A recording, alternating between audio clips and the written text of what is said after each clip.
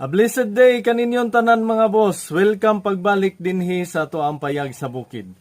Mga boss, usa ba kamo sa mga tao nga nag-celebrate sa Halloween? Unsa man ang pinaka-purpose ninyo nganong mag-celebrate man niining Halloween? Unsa man ang naa sa Halloween nga inyohang makita mga boss? Sa tanaw ninyo, nakapahimaya ka sa Dios kining mga buhata? Dili ka ang kaaway mo ay nahimaya nining mga buhata? Mga boss, ako ang basahon kaninyo ang pulong sa Dios nga nagpahinumdom kanato daan nang nagwarning kanato dinhi sa iyahang balaang kasulatan nga naa makita nato sa Kolosas bersikulo 8. Ang pulong sa Dios nagaingon, busa matnguni nga dili kamo matunto sa lipat-lipat sa tawhanong kaalam nga gikan sa mga pagtulunan nga gikabilin-bilin sa mga tao o gikan sa mga espiritu nga naghari sa kalibutan, apan dili di ay gikan kang Kristo. Mao kini mga boss, angay ninyo kining pamalandungan.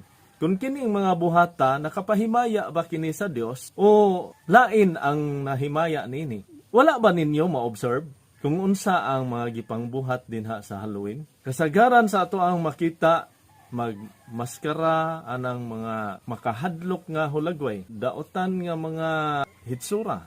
O gani, kasagaran ining higayuna, adunay mga pagpractice sa lamangka, mga magic, ug lingaw kaayo ang mga tao niini. Apan giingon usab dinha sa pulong sa Dios sa Deuteronomio 18 bersikulo 10 ngadto sa 12 nga dili kita angay nga mag-apil-apil ni ining mga buhata. Tungod kay gikasilagan sa Dios ang mga tawo nga nagbuhat ni ining mga buhata. Mga boss, angay natong pamalandungan kun ang ato ang giapilan nga celebration tungod ba lang kay aron malingaw ta or nagsunod-sunod lang ta sa mga tradisyon nga napasa sa mga old generation sa ato. Wala lang nato damha nga kini di ay nakapasubo sa Dios. Nakapahimulag na nato gikan sa Dios. Mao kini ang giingon sa Kolosas mga boss nga dili kita magpatunto sa mga lipat-lipat sa kaaway. Tungod kay grabe ka tricky ang ato ang kaaway mga boss. Og mao kini ang di ba ang sa Halloween adunay trick or treats. Gitudloan nato ang mga bata sa pag-practice sa tricks mga boss. Which is dili kini maayo. Nasayod kita nga ang tricks or limbong ngadto sa usa ka tawo dili maayo. Apan ato kining gi-introduce ngadto sa ato ang mga bata. Og angay nato kining matngunan mga boss tungod kay ang pulong sa Dios dinha sa Lucas Kapitulo 17, versikulo 1 ngadto sa 3, nag-ingon, unya giingnan ni Hesus ang iyang mga tinun-an. Ang mga butang nga makaangin sa mga tao sa pagpakasala, mahitabo gayod.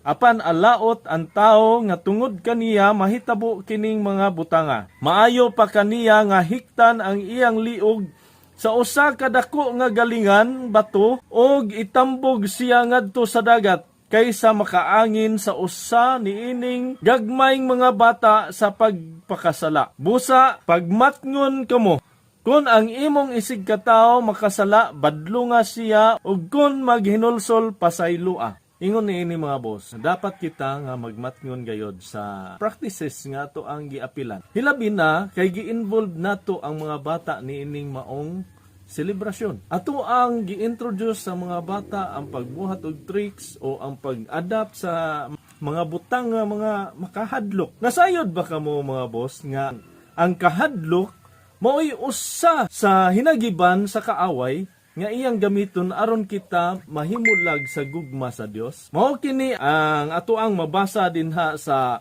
Unang Juan Kapitulo 4 versikulo 18. Ang pulong sa Dios nagaingon, walay kahadlok diha sa gugma. Ang gugmang hingpit magwagtang sa tanang kahadlok. Busa kon mahadlok gihapon ang tao, wala pa mahingpit ang gugma dinha kaniya.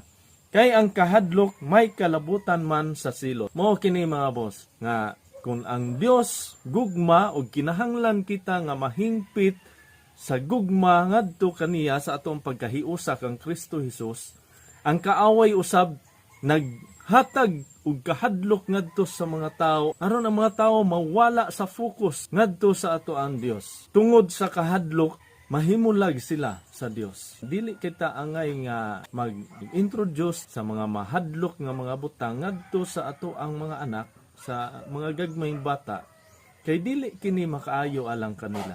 Mga boss, hinaot nga inyoha kining pamalandungan o hinaot nga ang Dios magagiya kaninyo, magapanalangin kaninyo sa matag adlaw. Labaw sa tanan, hinaot nga ang Dios magahatag kaninyo og matuod nga pagtuo sa matuod nga mensahe sa maayong balita nga naghatag og kaluwasan pinaagi sa pagtuo kang Kristo Jesus. Dalaygon ang Dios ug amping mo kanunay, mga boss.